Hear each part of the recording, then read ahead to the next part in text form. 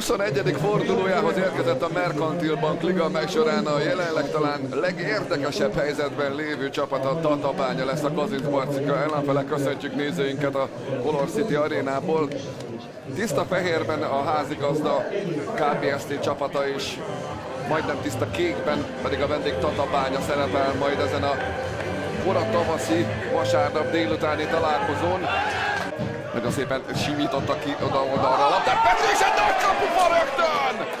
45 másodperc elteltével Ramos már megdöngette a lecet. Azt a mindenit neki! Hát ez egy elég karakteres kezdés lett volna, hogyha itt most ez gólra tudja váltani Mike Ramos. Nem volt egy csúnya támadás a végén, egy nagyon hatásos kis befejezéssel.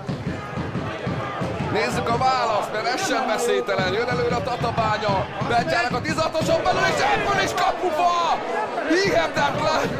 Mi történik itt, emberek? Úgy, ez egy pekes szituáció, elcsúszik Demeter, és jön most a Bányász. És 11-est ítél a játékvezető. Polgár Kristóf nézi megkövülten a vezető bírót az ítélet nyomán. Nagyon szépen cselezte be magát Csernik. Most adta meg a jelzést a játékvezető. Nagyon magabiztos ítélet végrehajtás volt. Kártik után Bódihoz érkezik a labda, jön középre Alaszti, és ez egy remek ütemű, ívű labda volt. Nem csak hiányzott ahhoz, hogy ott most meg még nagyobb veszély legyen. Kártik szépen lecselezte magát, majd jött a középre gurítás. Jön egy indítás Csernékhez, az les lett volna talán. Aztán itt újabb 11-es, de jó ég! Polgár Kristóf második megmozdulását is szabálytalannak látta a játékvezető. A labda mögött megint csak Csernik Kornél. Megfogja a Fagyos! Hatalmas nagy fegyvertény ez! Óriási fegyvertény! 2-0-nál már nagyon-nagyon izzadtak volna a fehérmezesek, de így egészen más szituációba kerül a meccs. Hihetetlen, egy fél óra se telt el, és annyi minden történt, hogy... Most jön középre a labda, Bódi Ádámtól. Kéz! És egy büntető a másik oldalon is! Ez bizony akkor sárga kártya, legalább egy sárga, még azért villannia kell. Most jött a sípszó. És gól! Egyenlít a KBSC, ez egy óriási fegyvertény a hazai együttes számára. Nem 0-2, hanem 1-1, mekkora különbség! Azt a mindenit neki, mennyi esemény, mennyi fordulat ezen a mérkőzésen. És immáron Bódi Ádám is 8 gólos. És jön a szöglet, a hosszú oldalra érkezik ez, és ott a fejes! Két mozdulatból azonnal sebességet váltva már ott van ellenfele térfelének közepén a KBSC. Nagyon nagy játék, Pető meglövi, gól! Pető meglövi, és egy második gól is az első fél időben a házigazda neve mellett. Micsoda fordulat, de jó ég! 39. perc is vezet a házigazda! Megfordították a fehérmezesek.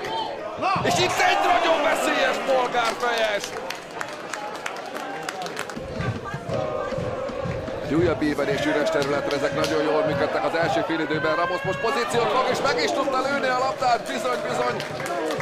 Herjecki most a másik oldalon tűnik fel, és ível egyet, egy gyönyörű megmozdulás, Vargához érkezik a labda, Ramos pedig gólfejel! Ramos pedig gólfejel! Az a pöcizés, ahogy beérkezett a büntető területen belülre a labda, Varga elé már az is szenzációs volt, de a befejezés nem különben.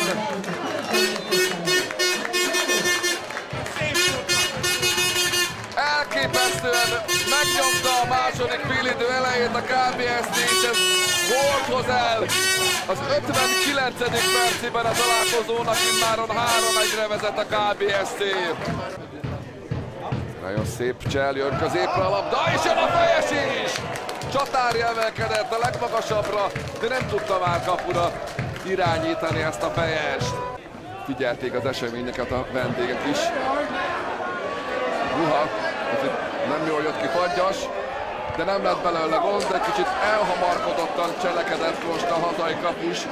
Baranya jól zárt oda a tatabányai gólszerző mellé, de ennek ellenére jön a lövés, és jön egy gyönyörű szép védés Fagyas kapustól. Hát nagyon nehezen indult, de annál örömtelibb lett a folytatás. Hátrányba került, majdnem 2 gólos hátrányba került a KBSC, de ezt végül 1 gólos hátrányt még az első félidőben sikerült megfordítani, és akkor már előnnyel mehettek a szünetbe a fehérmezesek. Majd jött a második félidőben Mike Ramos fejese, ami pontot tett a lényegi kérdésre, mert utána már a Tatabánya nem tudott ellenállást kiváltani. Nagyon fontos győzelmet ért el így a hazai együttes. Color City Kazincbarcika, Tatabánya 3-1.